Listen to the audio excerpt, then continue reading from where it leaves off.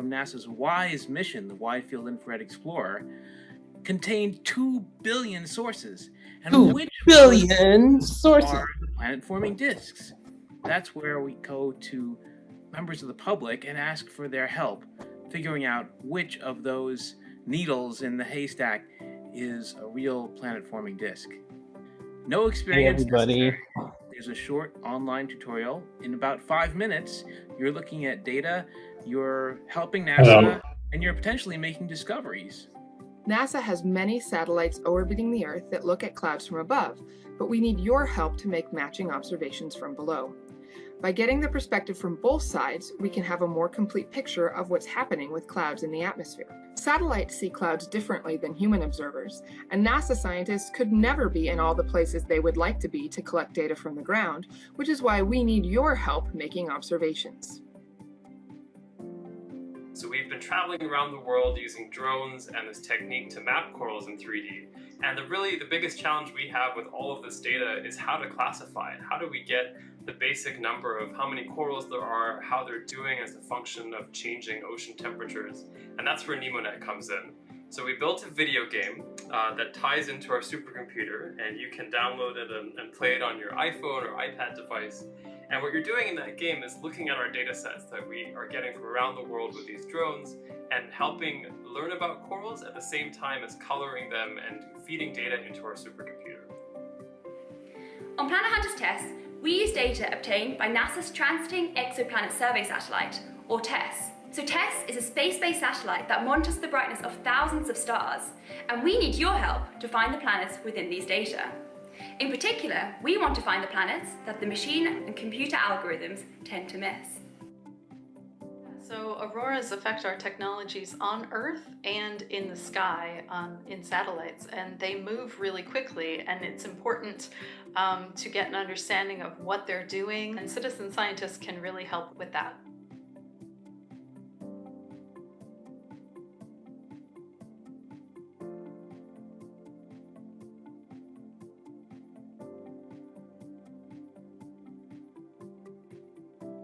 What kind of discoveries have citizen scientists made with this project?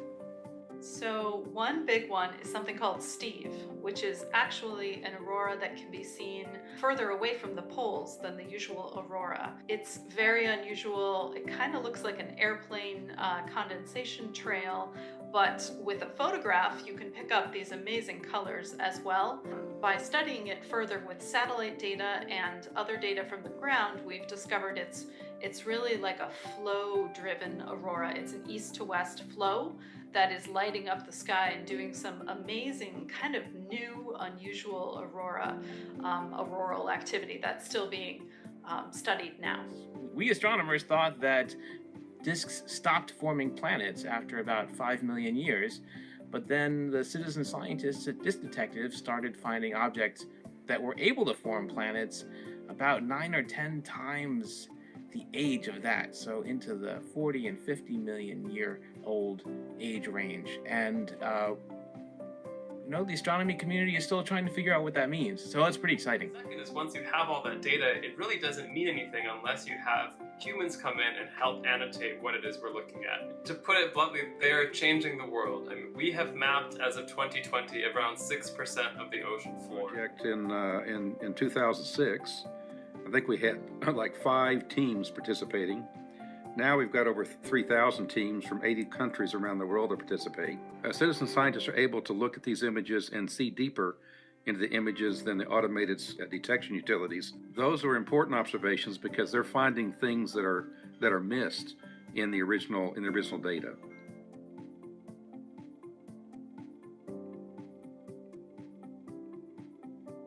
Hello, my name is McDonald Chirara, and I've been part of the Globe Observer program, which is part of NASA's Citizen Science project. I've been involved in this project for the past 6 months. I decided to participate in this project so that I get the opportunity to do something cool and interesting in my free time. please join us because it's a very exciting thing to be involved with, to be able to report and share what I see. I'm not a scientist. I don't have a great camera. I'm not a professional, but I can be involved in something that's really important. And right now. Hey everybody, greetings from the Arctic. Team Hearts in the Ice, saying hi. Hi. We want everybody at the CitSciCon to be super citizen science heroes. It's so much fun. Join in.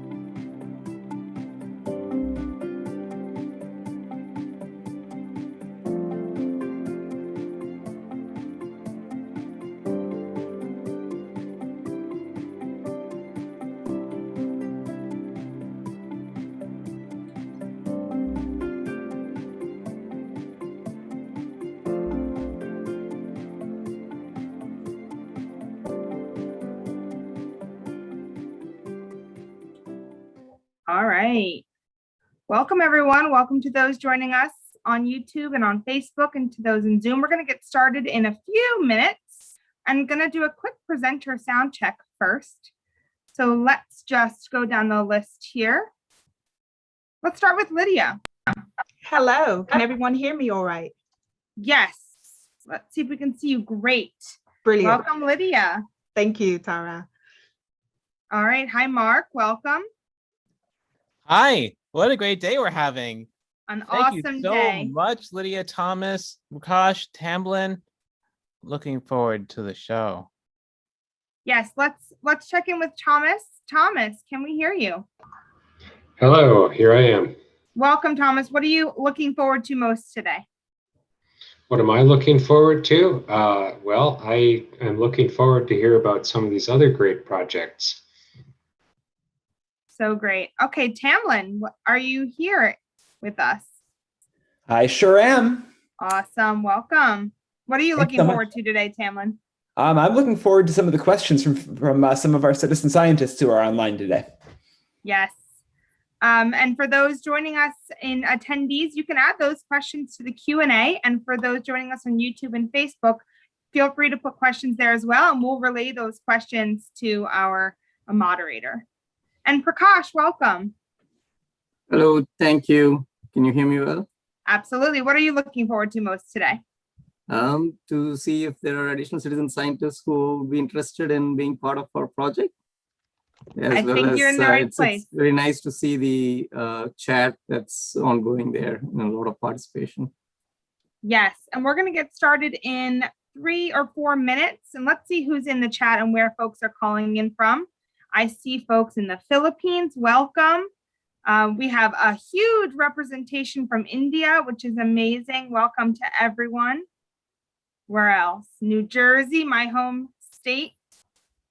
Nigeria, awesome. So spanning multiple continents here. Nepal, Ohio, welcome everyone. Sri Lanka, Wyoming, Poland. So this is a global event. Let us know if you're just joining us in the chat. Where are you calling in from? It's fascinating to see where everybody is. And to my panelists, as we get questions in the Q&A, you may want to answer some of the more technical ones that correspond to your particular projects. You can leave the other ones. We might recall, come back to them. Lydia will pull from the Q&A at the end, but there often are pretty technical ones that come through. So feel free to answer those throughout, and you'll find those in the open questions in the Q&A. Let's see where else people are calling in from. Rock Springs, Wyoming. Okay, a couple Wyoming, Netherlands, welcome. Virginia, Chicago, and Maryland. So we have some East Coast representation, some Midwest representation, some West Coast, San Diego.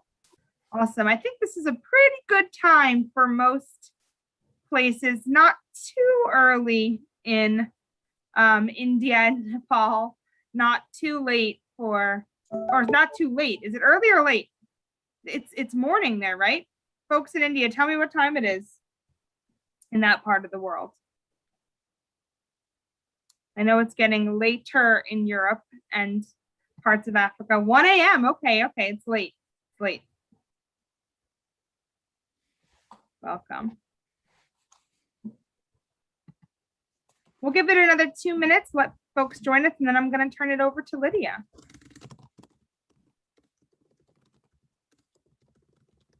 (1:13) in Wyoming. Okay, so it's afternoon there.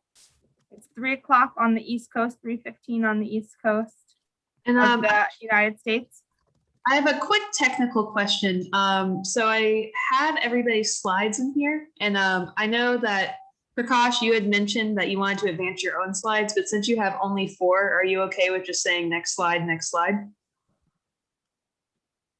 Yeah, that's fine too. Yep. Great. Any other technical questions from our panel? I know Tara is going to be able to answer those for you.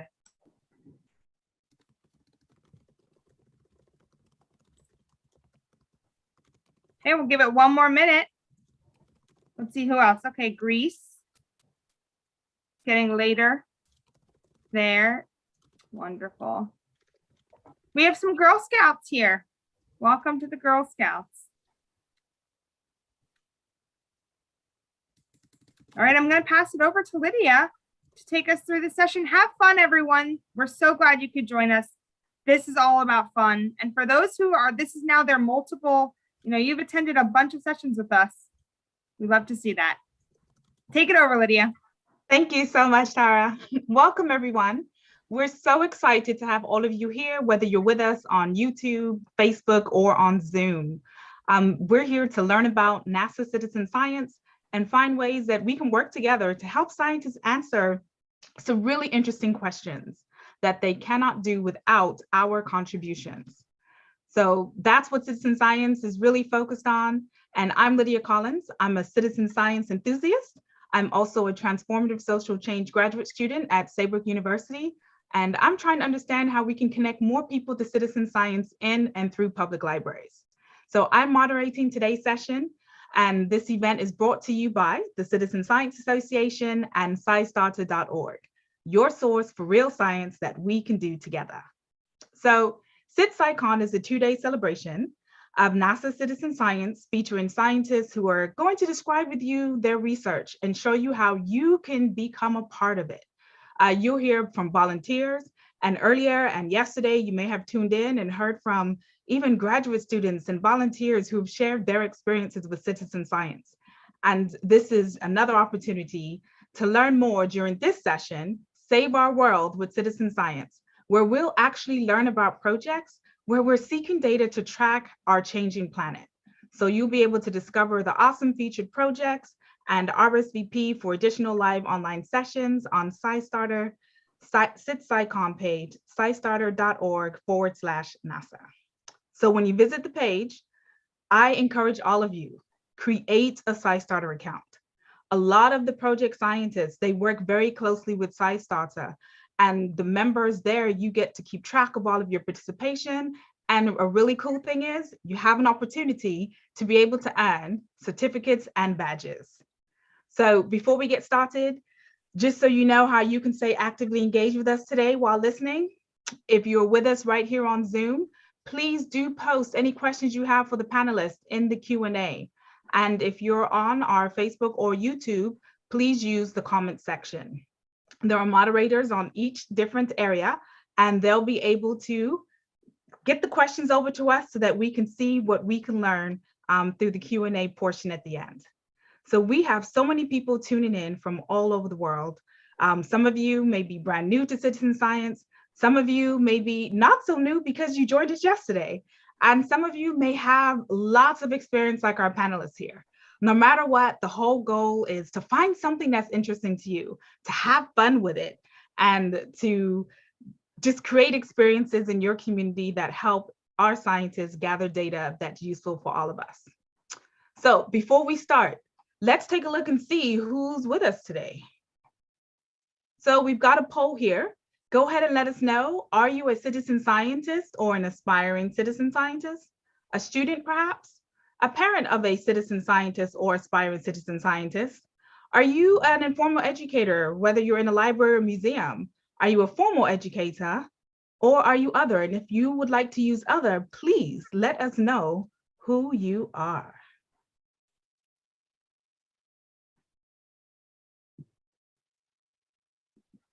This is a great opportunity to find out who's in the room. We're looking forward to learning because everyone is important and valuable in their contributions. So it looks like the majority of our folks are aspiring or current citizen scientists, so that's lovely. We've got a large number of students too, which is always exciting. We also see that we've got some library and museum staff. I am a medical librarian, so shout out to my library folk. And also, we've got some others. So for those of you who are the others, please share in the chat box and let us know exactly who you are. So folks who are doing data analysis and other types of things, that's wonderful. And one more question for you all. We're interested in learning, like, have you participated in citizen science and for how long? So have you participated for more than a year, for less than a year? Have you not participated before? Or are you just not sure yet? And no matter what your answer is, we're excited to learn and just happy that you're in the space with us. Like, citizen science is great because it's an opportunity where people of different levels, whether you're brand new or learning, you get a chance to do something, and there's always so many different projects that are of interest to different people's types of hobbies and activities. And so hopefully over the 2 days, you'll learn something that's good for you. So the majority of you have not participated in citizen science before, so welcome. And what we're hoping is that after today's session, you'll be able to find something that's of interest to you. And remember to visit that SciStarter.org /NASA page so that you can learn about additional projects that are featured by the CitSciCon. All right. So let's go ahead and get started and learn more about today's featured projects. First, we're going to hear from Thomas Stanley, representing Landslide, a reporter. And we'll let you, Thomas, I'll hand it over to you. We'll let you introduce yourself and your project. Hello, I work at Goddard Space Flight Center and I study landslides. One of my responsibilities is to work on something called the Global Landslide Nowcast. Here, what we do with Landslide Reporter is we attempt to fill in some of the gaps in past reports of landslides. We have something called the Global Landslide Catalog, which we've collected from news reports around the world. But as you can see in this picture, it's not totally comprehensive. It certainly looks like there's a bit of a bias towards English language sources in our current catalog. And I just note that you can see on the right side of this graphic some blue dots that were actually reported by citizen scientists through Landslide Reporter. So you can see that citizen scientists are helping to rebalance the actual reporting of landslides across different countries. Next slide. So the process is has several steps. However, I want to emphasize that not all of these are things that are necessarily things that you have to do. So on the left, the first thing that happens is a landslide occurs. The next thing is with the phone icon is where you come in, you submit a report of that landslide, either based on your observation or just because you read it in the newspaper or you heard about it on the radio. And you can use our app, which is it's a web app, which means you need to be connected to the internet, but it is phone friendly. So you can submit these reports through your phone as well as on your computer. And then once you've submitted, we take a look at it. And by we, I'm typically the one who does that. So I'll take a look at your entry and I may make corrections to it. Or if I feel like there's not enough information, I may remove it. So it's really good to include a source of information so that I know why you think there was a landslide there. And then I also check to make sure that there's not anything that is linking to a malicious site or whatever. And then once it's approved, it goes into our Landslide Viewer app. And from there, you can download it or you can view it on an interactive map. And and not just you, but all the world can see it. And so not only scientists at NASA can use it, but actually the entire scientific community can access the data that you've put in there. So it becomes a public good that is useful far beyond NASA. And in fact, people have used the Global Landslide Catalog for other projects, not just people in our team. Next slide. So how do I use the information? What we do with these landslides is we use them to validate the models we have of landslide occurrence. So currently we predict in nearly real time using satellite precipitation measurements where and when landslides are likely to occur in each square kilometer around the world. And we put those, update those estimates every 3 hours currently. So what you're seeing in this picture is a map of where landslides were likely in a specific month. And the purple dots on top are actually historical landslides.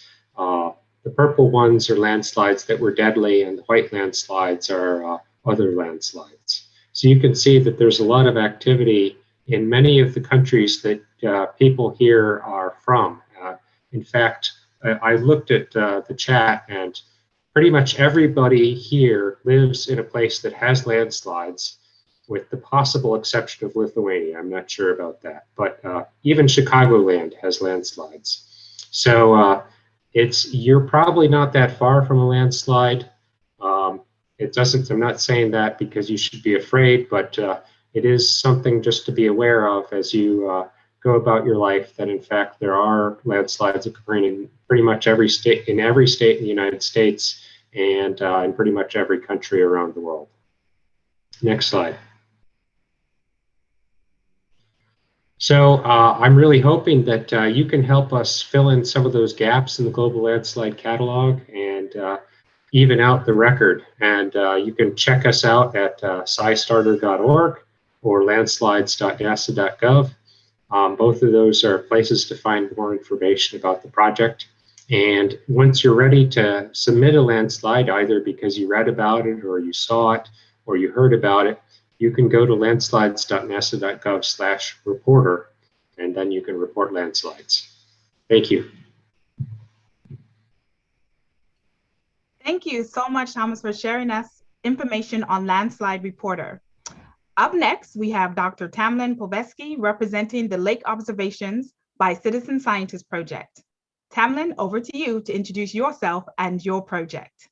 Awesome. Thank you so much, Lydia. And thank you to all of the citizen scientists and aspiring citizen scientists who carved out some time to come here today.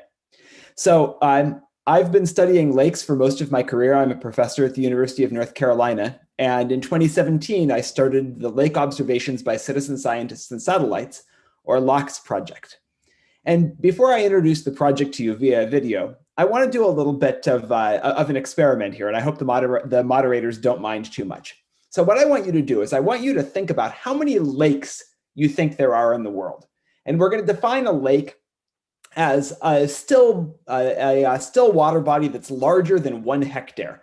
So that's about 2 American football fields, or about 3/4 of an international football pitch, depending on which version of football you use. So take just a minute to think about that. And then what I want you to do is I want you to type that number into the chat, but don't press enter yet. And then in about 10 seconds, we're all going to press enter. So think about it, put something in the chat, and then I'll tell you when to hit enter, and we're going to see what everyone's answers are. All right, so the question is, how many lakes are there in the world that are larger than 1 hectare, larger than about 2 American football fields?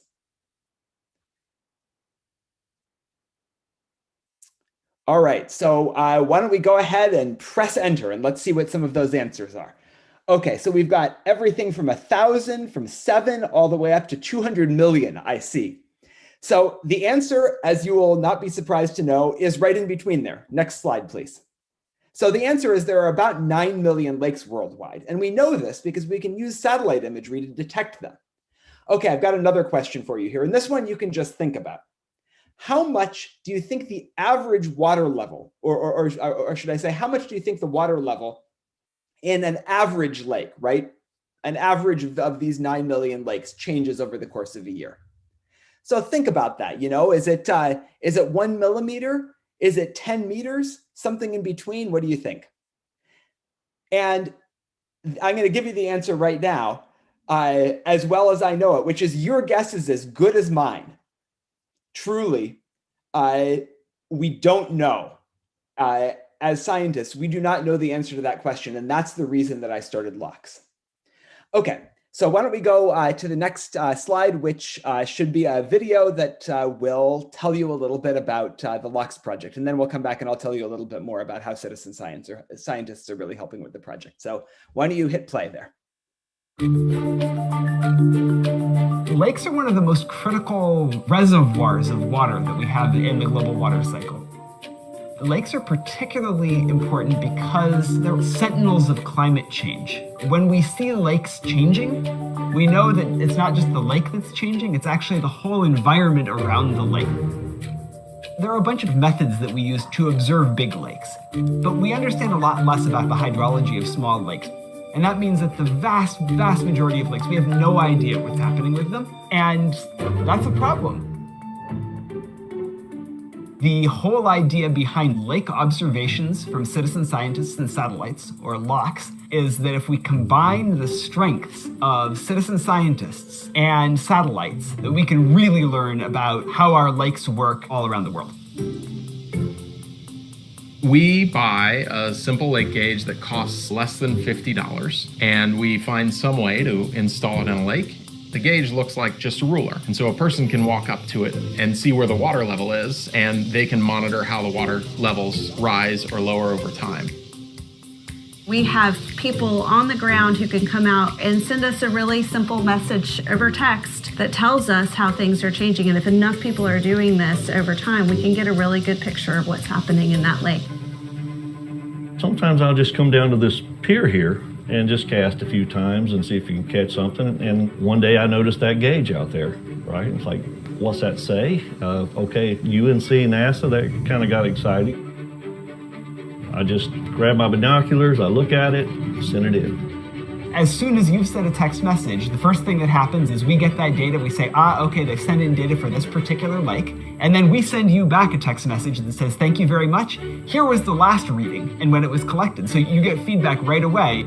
I'm a pretty regular participant, so I try to come by here every now and then go online and look at the graphs and see the lake levels. We've done comparisons against our really good automated methods, and on average, people get the water level right to well better than an inch. It turns out that people can do this really well without training at all. And so we've really focused instead on just expanding our network. And now we have gauges in more than 70 lakes around the world. Jones Lake and Salters Lake here at the park are natural lakes. They're Carolina Bay lakes, so they're very unique. There is a gauge here at Jones Lake, and there's also a gauge at Salters Lake. I check it a lot. The rangers that work here check it a lot, and actually try to check it on the days that the satellite is coming over. With the satellite information, we know the water storage in the lakes, and having that information over a long period of time, we can see trends, we can see what's going on with the hydrology in the area, and that's a good part in knowing how to better manage this park into the future.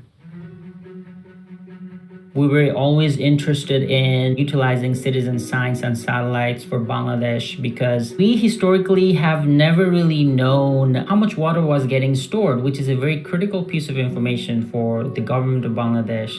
So we decided we're going to install the LOX gauges so that for the first time we are able to tell ourselves how much is the volume of water that goes through that region, how much gets stored, which is now driving a lot of decisions in the near future for the Bangladesh government.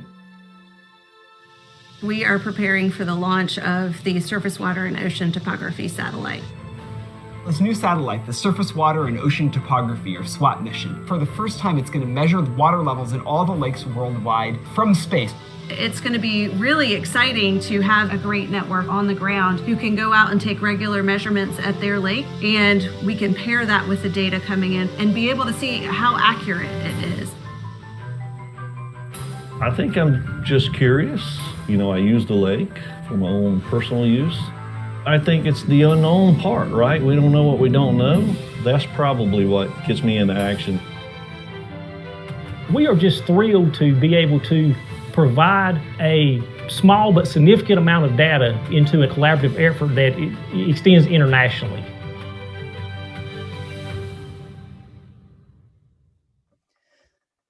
So thanks very much for sticking with us and watching that video that we put together. So hopefully you understand a little bit more about how LOX works now. And I want to tell you just what we've done so far. So we've installed a bunch of gauges across the United States, currently in 5 different states. We're also going to expand to New York soon, and we have partner agency measurements also in Wisconsin. But we also have a bunch of gauges in the Pyrenees of southern France.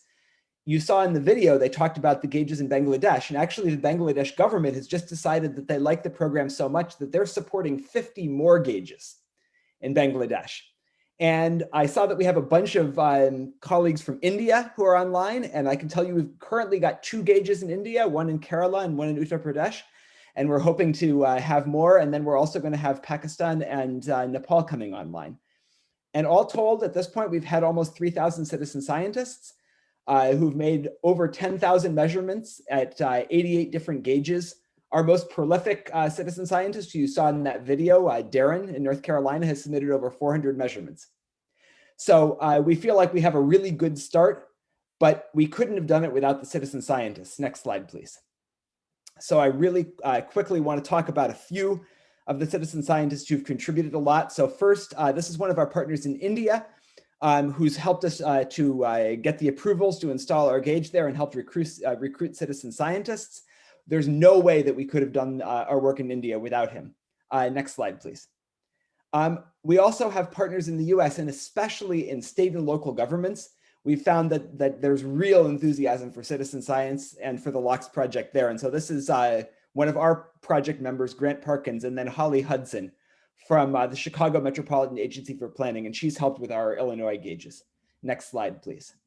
And then we've had some ordinary citizen scientists reach out to us and say, hey, I live on a lake, I'd love to install a gauge. And so these are 2 Toms, Tom Chevenel and Tom Faber from New Hampshire, and they asked for a gauge and we sent it to them, and this is them installing it in a COVID-safe manner.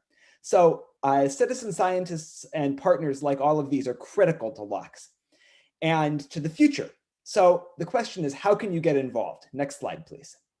So you can go and visit our SciStarter page. And from there, you can find our website, which is just lox.org, and find out if you have a lake near you.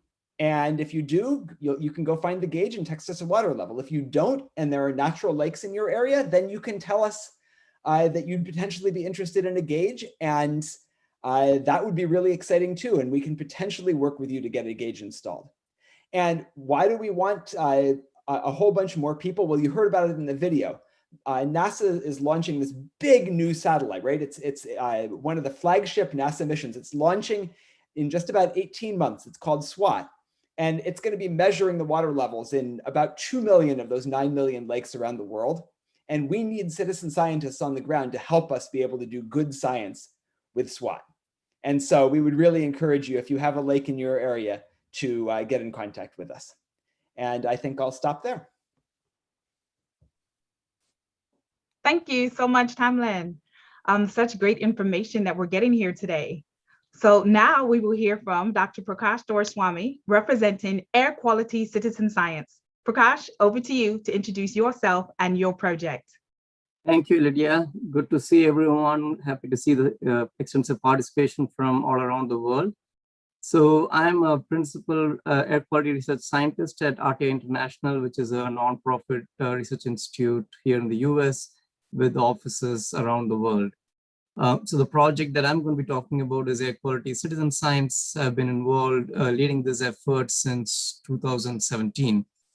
So the very first question that I want to ask everyone is, why do we even need to worry about air quality? It is a major health concern. The recent studies show that it is the 4th largest risk factor for early mortality. And so if you think of all the common health conditions such as cardiovascular and respiratory diseases, air pollution plays a major part in most of those health conditions. And in order to better understand how the air quality is in your region and how we manage it, we need to first know what you're exposed to. So that is the fundamental question before you can manage anything. And so that is our primary question that we're trying to answer, is like, how can we best monitor air quality? And particularly in regions where there are no monitors, or it's so expensive that you cannot install a lot of such accurate measurement instruments. And so the answer for that is, of course, the satellites make global measurements. The data from NASA is available in the open domain. And so there's a free, very useful resource that can be applicable for all such applications to better understand the air quality on the ground. However, when you look at the satellite, it's actually taking a picture from top above, right? So that may not necessarily represent what's there at the ground, at the surface. And that is what citizen scientists, humans are breathing. And so the way they calibrate that NASA product is by using measurements on the ground. And when you have measurements that are sparse, or when you have no measurements, then the calibration is only so far accurate as the measurements that go into it. And so that is the whole goal of our project. And so what I'm showing here in the graph with the maps there, the one in the middle is an example of sensors that have already been deployed in India, in North India, where there weren't a lot of measurements available. And so this helps fill the gaps there, help us understand the air quality on the ground. And we've been having this network running since last year in India. And on the far right is what you would see from a satellite. Next slide, please. And so I mentioned, to improve this air quality data, then we receive from the satellites, we need measurements on the ground. And so the whole objective here is using citizen scientists, enthusiastic, active citizen scientists. We are deploying spatially dense, low-cost sensor network. Now, what do I mean by that?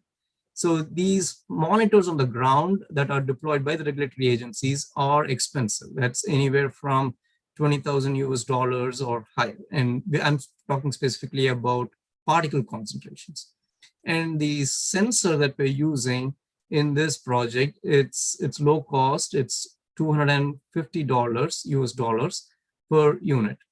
And what it helps is, it helps measure the same particle concentrations that you would get using those expensive instruments, but it has its own biases. So that's part of our project to help improve the quality of the data that we get from the sensors. But once we have citizen scientists like you deploy such a wide network, a large network of these sensors, then we have many such points of the ground that we can then relate back to the NASA data and then help improve the measurements that come out of the NASA satellites. And so that's our whole goal. And we are currently focusing on 3 regions in central North Carolina, the Southern California, as well as North India. Now, the reason we chose these 3 regions is to cover regions of different particle concentrations and particle types, because the sensor performance varies, the response of the satellite also differs under very low, clean air quality, as well as high air quality conditions, high air pollution. And so these 3 regions provide kind of the spectrum of concentrations, the particle concentrations that you can see. And so the data that comes out of this project is all available on the open domain, and so anyone can look at it and use it. Next slide, please. And so what do you do as a citizen scientist? So first thing, obviously, is if you're interested, definitely let us know. We will provide you if you're in one of these 3 regions, we'll provide you a sensor free of cost. If you already have a sensor and want to be part of this project, you're welcome to do. You're also welcome to purchase your own sensor as well. If you're in other parts of the world, please let us know. We're just considering it on a case-by-case basis. Obviously, we are limited by the resources that we have. So once you have the sensor, then you register the sensor on the website. And the two things that are needed is that it needs wireless internet connection and 24/7 electricity. So it runs on electricity and it communicates data through the internet to the cloud. And so all data then gets transmitted to the Purple Air website. That's the map on the bottom there that shows the data from the Purple Air website. We are also in the process of displaying this on our project website as well. And then on the top right is kind of shows you an example of the data from the NASA satellites. And our goal is then we'll take the sat data from the sensors and calibrate the NASA satellite data. So an example where the sensors would be helpful. So the loop that's shown on the top right in the map is the air quality impacts from the wildfires that happened in California back in September 2020. And the red color means that the aerosol, the particle concentrations are quite high in the atmosphere.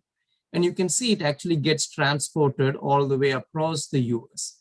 Now, the big question is whether that impact was seen at the ground, right? I mentioned the satellite looks from top above. So it's going to look at what's through the whole atmosphere and may not necessarily represent what's at the ground. And so that's where the sensor data comes in handy to help verify that.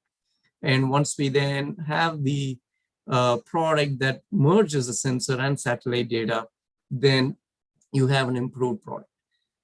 We hold regular town halls, workshops, so we invite you to engage with our project, share your findings, and of course it's just discuss with other citizen scientists. Next slide, please. So to know more about our project, to be participate, of course, you can visit the SciStarter webpage. You can also go to our project website. That's aqcitizenscience.rti.org. It's also linked from the SciStarter page. You can email us. It's at airqualitycs@rti.org. We recently completed a few data tutorials that's all available on YouTube. That kind of tells you how to access the data, how to look at it, what types of questions you can ask. So that was designed specifically to be real fundamental, basic in nature, someone who's just starting. So even if you don't have a sensor or in a region where maybe the sensors are already there, but you still want to be part of it, you're welcome to participate. And so that you could just scan that it will take you directly to the YouTube website, or it's also available on our website. So thank you. Thank you, Prakash. Appreciate hearing about air quality citizen science. So we've had an opportunity to hear from Thomas about landslides and how we can help provide some valuable information. How fun to learn how many lakes there are across the globe from Tamlin. And Prakash, again, just shared with us about air quality and really the major health concerns that they have for all of us around the world. So these are all projects that can help us save our planet. And I hope that some of our new citizen scientists, as well as those who have actively participated in citizen science in the past, are inspired to help contribute to these projects and others. I learned about citizen science several years ago from my work with SciStarter and what was Citizen Science Day, which, due to all of the excitement, we evolved into Citizen Science Month, which is observed every April. I was so excited about what I learned and the various projects that I was able to participate in that when it came time to formulate my dissertation research question, I decided to focus on citizen science. I found so many projects of interest that I could do alone, as well as with family and friends. So do take some time to review the SciStarter.org/NASA page and see what is of interest to you. So now, reading through the chat, it has been wonderful to see aspiring astronauts and those who wish to become NASA scientists. members of clubs who are charting the Southern Ocean, and individuals here during the early hours of the morning in their home countries. So hopefully the 62% of individuals from our earlier poll who have not participated in citizen science before are now motivated and interested in something they learned about here today. So now let's take some questions from our Q&A. One question that we have, Thomas, I believe this is you. How much in advance can the app anticipate a landslide in time for an evacuation? So the Landslide Reporter app doesn't do any forecasting. Instead, we use the information that comes from Landslide Reporter app to validate the global landslide nowcast that we have. The global landslide nowcast takes in satellite precipitation from the GPM satellite from NASA, as well as several other satellites, and it makes a global map of rainfall. So this rainfall is actual observations of rainfall that has already occurred. So it's not a forecast, it's an observation of rainfall that has already occurred. And the nowcast that we derive from that is largely largely gives you a sense of where landslides are currently probable or probable to have just occurred, because it's rainfall that has already occurred. So we're still working on having an actual forecast that would give you an advance warning before a landslide occurs. So the purpose of our nowcast is really more in terms of giving disaster managers and people who want a global view of hazard and a good understanding of where landslides are going on, rather than to be used for evacuation. In fact, because it's a global model, it's not site specific, and I actually wouldn't expect anybody to evacuate from their home on the basis of the global landslide nowcast. I don't think that that is a recommended use of it. Instead, what you could do is you could look at the global landslide nowcast at our app Landslide Viewer. That's landslides.nasa.gov/viewer. And if you see that your area is an elevated hazard, then you could contact your local government and find out what their recommendations are. All right. So we have a question here for, let's see, Prakash. Actually, perhaps you answered it. There was a question about your thoughts on pollution in India, especially in the metro area.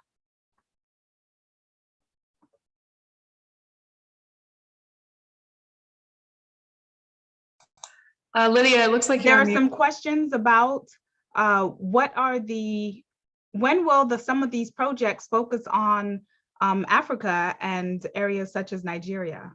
Are there any plans for any of your projects to do work in those areas? I would like to say that landslides are very underreported in Africa. If you look at our map, there are relatively few landslides shown in Africa, but the ones that are very deadly. And so it's a bit of a gap area for science. So we highly encourage Africans to participate. I'll add that for the air quality project, we are obviously limited by resources, so we picked those 3 regions. But like I said, if there are interested citizen scientists from outside those 3 regions, which is California, North Carolina, and in northern part of India, if you're outside those 3 regions, if you're interested in hosting a sensor, definitely reach out to us. We are making this decision on a case-by-case basis, depending on availability and availability of any additional data there. So please reach out to us, and we'll be happy to have you as a citizen scientist. And Prakash, to follow up on that, can you share with us the cost of the purple air sensors and how people can get them to join your project? Right. So each sensor costs about $249 US. For citizen scientists who are participating in those 3 regions, we are providing them free of cost. So the project pays for that. We might have some spare sensors left that we can distribute to participants from outside those 3 regions. And so that's why I'm saying I don't want to turn away any of the interested citizen scientists. If they are interested, definitely reach out to us, and we will be able to, we'll make the decision on a case-by-case basis. And if we have sensors available, we'll be able to provide that to you.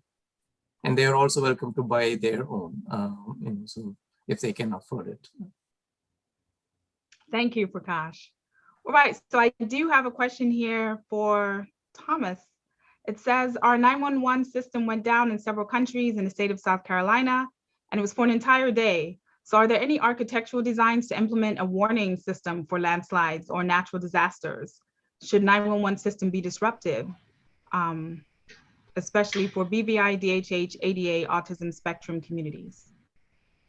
Okay, well, I'm not sure I know enough about the specific communities to have a response to that, but I would, and I'm also not really familiar with South Carolina's plans. I am not aware of any plans to have a landslide warning system in South Carolina.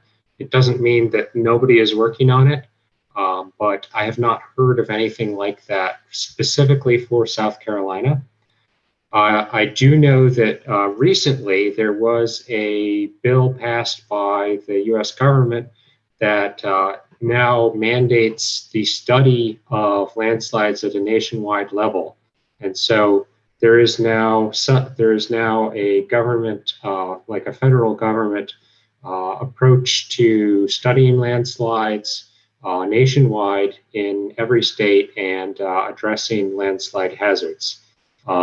Because South Carolina, much of South Carolina it's not the most landslide prone state compared to places like California. It's probably not the highest priority for such an effort, but I believe that there is an effort to make advances in the understanding of landslides in every state. All right. As someone, if you don't mind, as someone in North Carolina, so we're just north of South Carolina, I can say that there's a really big effort going on, including some folks in my department in North Carolina. So I just want to echo Thomas's sort of emphasis on those efforts going on in lots of places. You may want to contact your state legislator or your state government, just because they may actually have something in the works. And I am familiar with North Carolina's program. They have done a lot of landslide science there, but I'm not aware of a statewide effort in South Carolina. All right. So I have a question. Can you all, and this is for all of you, share with us some examples of tools and resources that now exist for your projects based on the contributions that were made by citizen scientists? Like, just give us some examples of some real things that happened. I know, Thomas, you just shared some things, but what else is the benefit of having everyday people like me provide data to scientists like you all? Okay, well, I will repeat what I said before, which is that we rely on these data to prove that our models work. So if we don't have data, then we can't prove that the models are actually doing a good job. In my case of predicting landslides, but I think that's true of models more generally. You always need to have data that proves that what your mathematics says has some bearing on the real world. So I think that's a general answer to kind of data collection projects in terms of citizen science. And I would also say that the benefits to society are not limited to our specific project. So in our case, and I suspect some of these other cases, it becomes open data, and really people can use it for other purposes beyond what the kind of the original expectation was. And so there can be a broader societal benefit. Any others? Prakash? Yeah, I can add. I think whatever Thomas said also holds true for our project. In addition, I saw a comment there about ground truthing in the chat. I think that's very true. That's what all of you help with in terms of helping us ground truth the satellite data. But in terms of actual benefits that we have seen, I mentioned about the deployment in North India. So we deployed the sensor just before the start of the agricultural fire season in North India. So for those of you who may not know, northern part of India experiences pretty high particle concentrations every winter, because there are multiple sources that contribute to it. And one such source that happens pretty much throughout every winter is the burning of agricultural crop residue. So whatever that's left after harvesting. And that happens sometime in late September, October timeframe. And we had deployed the sensors just before that and just start. And so what we were able to do, the sensors that were deployed with citizen scientists helped us track the increase in concentrations, what it was before the burning started, and how the air quality worsened during the course of that period, and how it's dropped again after in spring time frame. So it's able to help us track that. It's also helping us to track the transport of the air quality of the pollution from the northwest part all the way down to the eastern part of India. So the network is still in development, but that's what we hope will gain out of it. And the same holds true for regions here in California as well as North Carolina. Thank you, Prakash. I would have three different answers actually to this question. So the first one is that I think Locke citizen scientists have really helped demonstrate how accurate data measured by citizen scientists can be. So, I mean, as I mentioned in that video, when we compare the results that we get from citizen scientists against the results that we get from state-of-the-art automated gauges, they're almost as good. And, I think that that's helped a lot of my colleagues who maybe needed a little bit of convincing to say, hey, you know what? This is an amazing resource, an amazing group of people who we could go work with.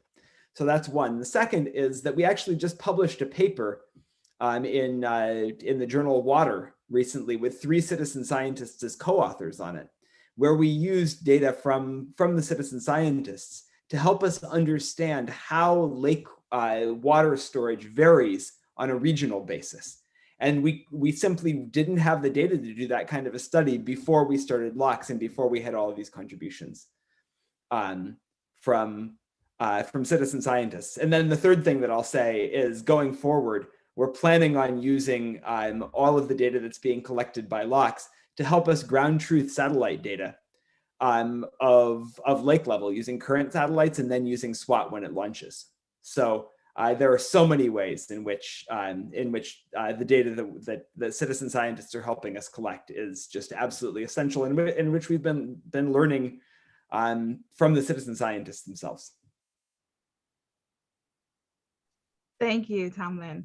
So we have another question. How did you get involved in studying landslides, and what helped you turn to citizen scientists to help advance your research, Thomas?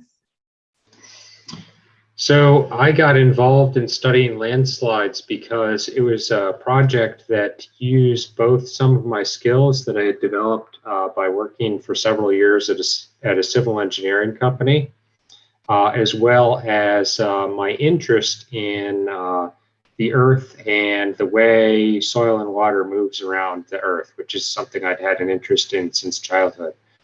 So the combination of kind of my interests and my skills and backgrounds was what led me to take a job studying landslides. Previously, I had worked more generally as a geologist, but not specifically on the landslide topic. Thank you. And I'd actually be interested, folks want to know from Prakash and Tamlin also, how did you get involved in using citizen science in your particular research area?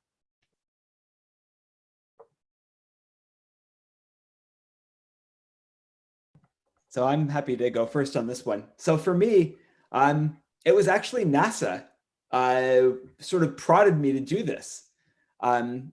You know, I admit I hadn't thought a ton about it, and then NASA came out with this solicitation where they were asking for projects. to involve citizen scientists in NASA science. And I saw the call for proposals, and I thought, you know what? I have an idea. And so it's really been sort of a dive into understanding and working with citizen scientists that started with NASA. Yeah, I would say the same. I think we've worked with maybe just one or two as part of other projects, one or two citizen scientists, environmental communities. But this specific opportunity that involved from NASA, that that is starting a citizen science program, actually is a wonderful opportunity. It led us to think how much we could do with the help of so many participants from around the world. So yeah, we're really thankful to NASA for having the citizen science program that enables such work. Right? All right, and for everyone, can you share with us some of the ways that you take all of this data that you're gathering from so many different locations and synthesize it and make it something that's usable and returnable for your research and translatable to everyday people like me and other citizen scientists on the call?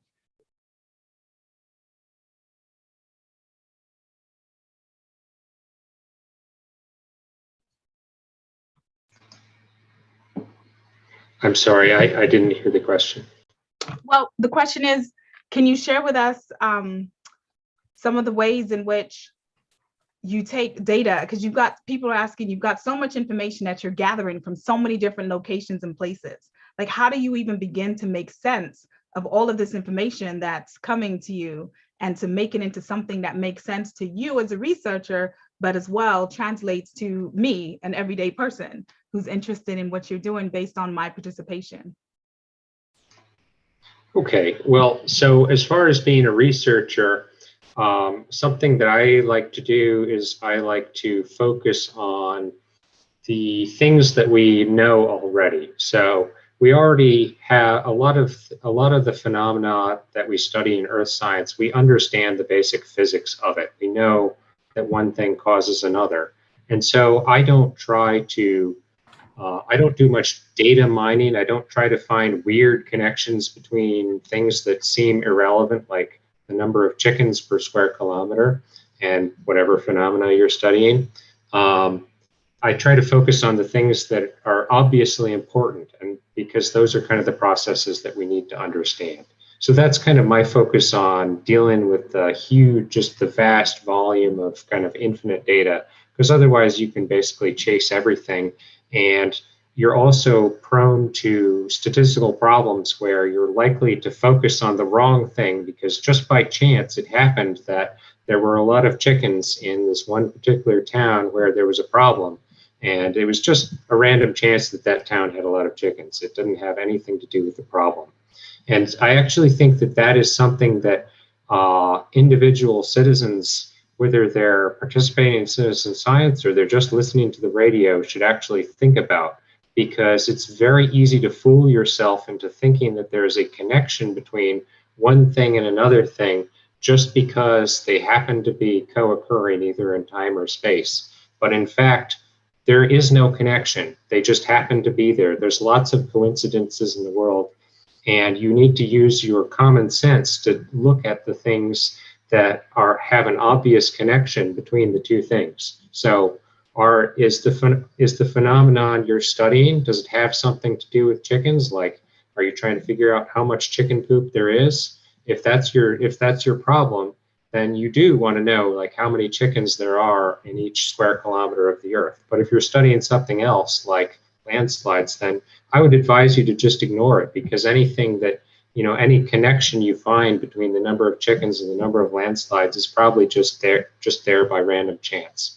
And so when you're listening to the news and you hear somebody say this thing and then this other thing, use some common sense and see if there's a connection there.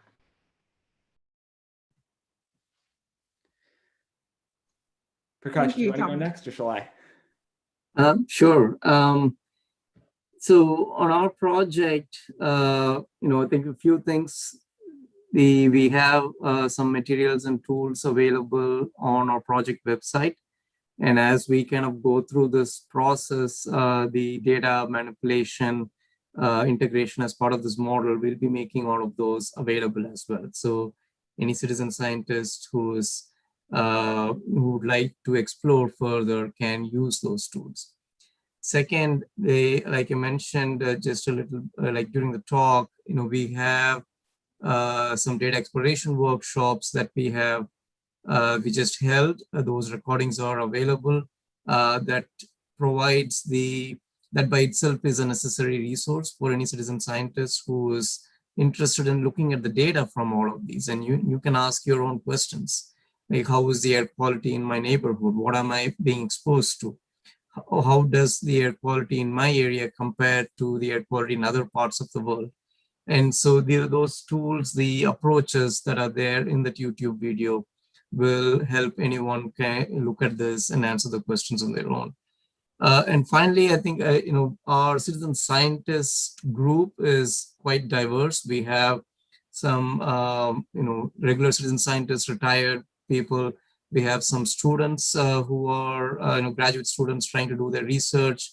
We also have some school teachers, and so we anticipate the data that all citizen scientists are collecting will be useful for many such applications, right? So it's school teachers will be using it hopefully in their work. For students, we heard from a student from India who was working on his dissertation, and who would likely be using the data from this project as well as other projects, but at least getting an understanding of how everything comes together. So those are some ideas of what citizen scientists can access and get right now. But stay tuned. We'll probably have more information on the website as we kind of go through this. All right.